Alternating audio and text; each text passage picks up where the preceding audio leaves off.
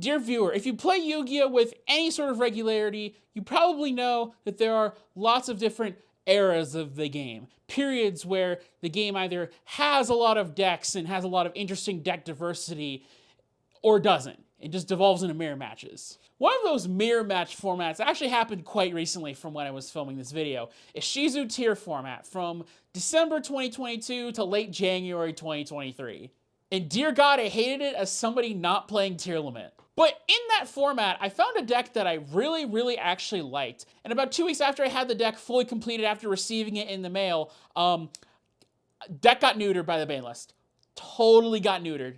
I'm talking about Ishizu Naturia. Really, the only reason why this deck even exists is because about 4 or 5 things really happened around this 2-month time period that allowed this deck to really even proliferate while tier limit was a tier 0 deck. What happened was Naturia got a lot of new, really strong support in Darkwing Blast. Secondly was the Vernus Sylph, these Earth Fairy monsters that search each other out and can special summon Earth monsters from the graveyard, as an engine had been introduced in previous sets. And thirdly was the release of the Ishizu cards and Magnificent Mavens themselves, because tier limit wasn't the only one capable of using them in their stupid design.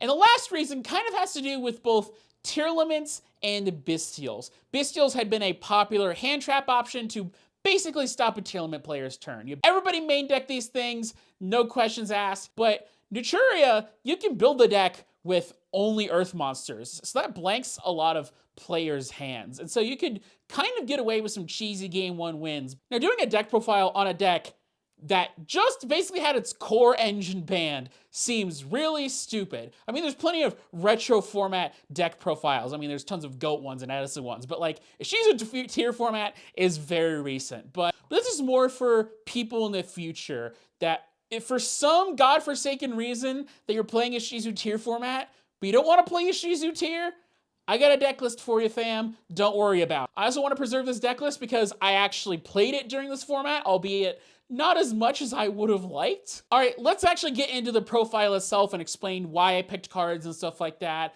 and all the deck profile stuff that you would expect. All right, so you're gonna want to be running 3 Naturia Camilla. I would argue that this is the heart of the deck. It's what it gets it going and moving. This is probably one of the most cracked cards I've ever read. It basically foolishes a Naturia for free. You can special a Naturia if a monster is summoned on your opponent's field, and it can replace the tribute cost of your Naturia by milling 2. Absolutely unhinged that this is a common. 3 Naturia Mole Cricket, the other part of your main engine. This guy is going to be doing a lot of heavy lifting. Again, one of the most insane cards I've ever seen printed. It just allows you to special summon 2 monsters directly from deck if your opponent controls a monster with higher attack than you do.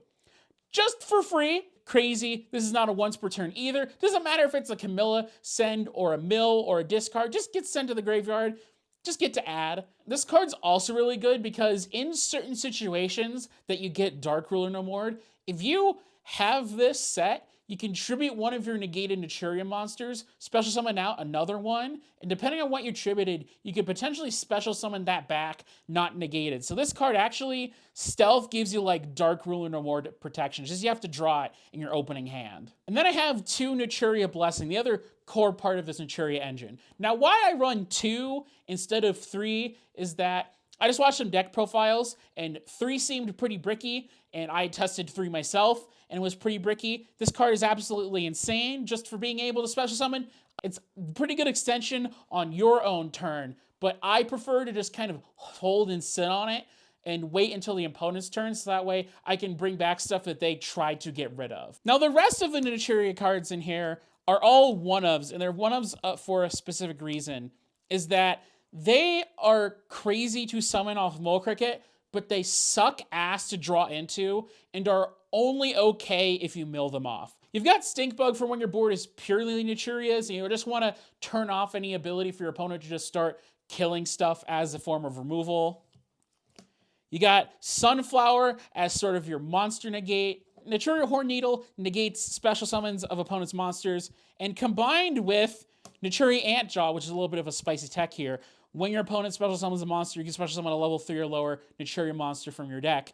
Combined with Horn Needle, you can basically have an infinite amount of special summon negates provided you manage your zones correctly and all that. Now, I do have Butterfly in here. I do already have Stink Bug, but Butterfly really is just more a protection for the non-Naturia stuff that I'm running in the deck.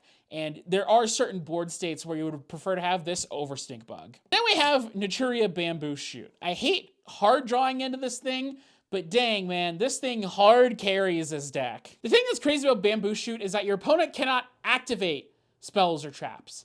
Not negates them, just they cannot activate them. So I want to talk about the Ishizu cards I'm running here. So firstly, I'm running all 3 of the shufflers. So the actual shuffle effect is not just good in terms of like the way the Ishizu tier players use it as like a form of graveyard disruption that is absolutely murderous. It's actually meant to kind of recycle your resources. So if you mill a Sacred Tree and you're in for like a long game, you can very easily mill like 3 Sacred Trees turn 1. You can like use these, shuffle the Sacred Tree back, so you can start recurring your resources. That way, when you have a Camilla for next turn, you can dump another one. You can shuffle back Naturia monsters that are being targeted by Call by the Grave or other things like that, etc., etc.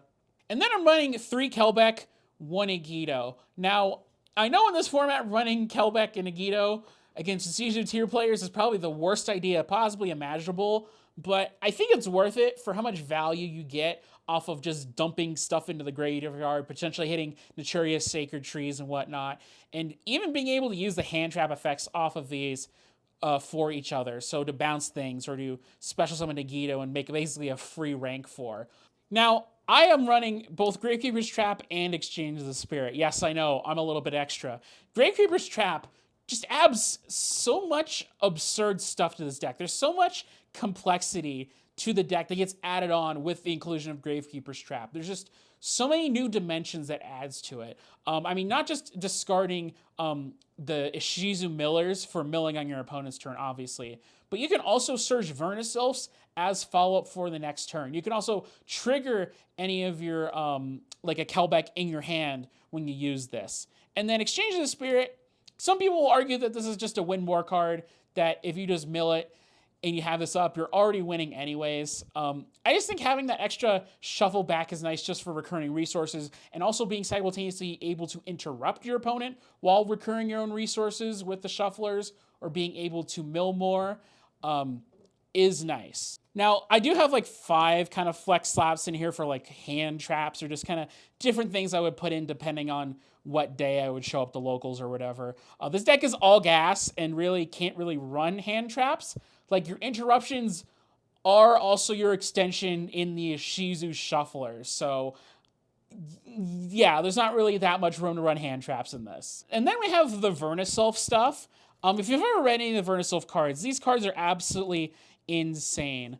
So I run about like 10 of these. So I run 3 of Flourishing Hills, 1 of this rabbit, 1 of the bear, and 3 of the missing seedlings. So these cards, basically, they pitch themselves another earth monster for cost, and they do something and then special summon an earth monster from the graveyard, but you're locked into earth monsters effects for that turn. These cards are much better going first than going second, because a lot of the really good board breaking cards in your extra deck are not earth, so ideally you don't want to see these when you're going second. But if you're going first and you're setting up a board, these things are like godly and amazing and stuff like that. Missing Seedlings is like the most busted one, because you can search out any of the Ishizu stuff, because it just searches a generic Earth Fairy. Awakening Force is also really crazy, because you can just send one of the millers, so even if your opponent doesn't think that you have access to it in your hand, you can just, okay, I'm going to do this. And the thing is that because they are sending for cost from hand, that even if they do have like a hand trap to interrupt it with like an Ash or something like that, if you already have like a miller or a shuffler in hand, you can still get pretty good value even if the actual Vernisylph effect itself is negated. And then we have the Vernisylph boss monster, Vera, the Vernisylph goddess. She's very interesting, and she is very powerful in the context of this deck. You are special summoning a lot of monsters, so the 5 or more earth monsters and negate on point of resolution thing is absolutely insane. in this deck specifically. Stealing an opponent's monster is pretty good for going second. Special summoning an earth monster from graveyard allows a little bit more interactivity. Again, if your opponent is just trying to remove something from your graveyard, shuffle something back, etc., etc. A weird one of I have is Revival Golem. I saw this once. Somebody was doing some replays and I saw this. I thought that was a really cool tech for this deck. So you might accidentally mill it, like when you're milling other stuff, and you get to special summon a free level 4. So that means you can sometimes make an Xyz for free, basically, which is nice. You also can go Awakening Forests, specifically send for this, so that way you don't have to rely on any of your mills in order to be able to special summon this, which is nice. And then I have the most toxic card in this deck, Fossil Dynapachycephalo. Now, when I was originally experimenting with this, I was thinking about using the Earth Barrier statue because, well, if my opponent can't out the Earth Barrier statue, that's going to be really good for me. I can summon this and then continue my combo. They can't super poly me, etc., etc. I found that Kashtira Fenrir really was like a party pooper on this deck. It would just, so often, Fenrir would come down while the Barrier statue was up and then just clear the board state single-handedly. The Barrier statue basically didn't do anything. Now, this does make the actual like combo way more complicated if you do want to try to do it, because you have to do this at the very end of your combo because it prevents both you and your opponent from special summoning. And then for the extra deck, 2 Naturia Beast, 1 Barkion. I could have maybe even cut the Barkion. I wasn't running into that many situations with Barkion where I needed it, but you would occasionally run into like a trap player, like a Labyrinth player or something like that. And Barkion is like absolutely OP, especially if you like get a mill 10 off of the Ishizu Millers. You basically just get to negate like a whole board of Labyrinth stuff for free if they're going second, which is ridiculous. Ausa, the Earth Charmer, I was given this recommendation by somebody. They told me like, hey, go make Ausa to like try to special your opponent's Ishizu monster in their graveyards. That way they have to use it. I don't think this ever came up. There was also potential of like a Kashtira Fenrir they maybe had in the graveyard that you could special summon back and do stuff with. It never came up. Sword Soul Changing is like an interesting card to put in here. It definitely fits in the kinds of levels that this deck can put out, although I think it's like a little bit awkward. But I think the payoff is really worth it. So like if your opponent tries to maybe Bestial their own things or something like that, you can get rid of a Druid Swarm pretty easily. It gets pretty big, so that's nice. Also put Gallon Granite in here to search out the Fossil Dyna, and this also can just eat an easy imperm if you think your opponent has it. It's like, okay, I'm going to make a Gallon Granite. They might not know you have Fossil Dyna in their deck, but they probably instinctively know that something bad's going to happen if they let that Gallon Granite resolve. So this is like a guaranteed imperm eat. I had Trishula in here just because level 9 was kind of easy to make in this deck, and Banishing was pretty strong. It's just the main problem with Trishula is that because it's a water monster, you're under the Earth Lock, so there wasn't really that many opportunities to where you could summon it and then just start, banishing her. Obviously, you've got to have Abyss Dweller. No exceptions. I probably would maybe even play 2 of this, to be honest. I don't know. Just because, like, again, it's crazy. It's crazy against tier limit and stuff like that. You get into some really grindy games and stuff like that. It basically becomes a game of who can out the Abyss Dweller first. Now, I do also play Zeus, obviously, and I was kind of looking at, like, Zeus targets and stuff. Like, okay, what monster do I want to rank up into, or do I want to go into and then go into my Zeus target? So I had some people suggest in different videos I watched that they would go into, like, Utopia because it's just big. It could hit over something, and then you go into Zeus, and that would also open up Utopia the Lightning plays. So, like, oh, your opponent has, like, a really big Rukalos, so you just go Utopia the Lightning and then get rid of it. I don't know if I was, like, a super huge fan of that, but I did find a really funny card to use. Number 27, Dreadnought Dreadnoid. Now, if you've never read this card, actually, incredible comedy. Basically, what it does is that if it kills an opponent's monster by battle, at the end of the battle phase, you can slap a rank 10 or higher Machine Xyz monster on it. And so the thing I like about it is that if this card would be destroyed by battle or card effect, you can detach one material instead. And so if you're not Earthlocked from Vernisylphs, this actually is probably like the best Zeus target, because like Ishizu Naturia can't pop it with the field spell to shuffle it back. They have to negate it. They have to do something about it and commit more resources to actually killing it.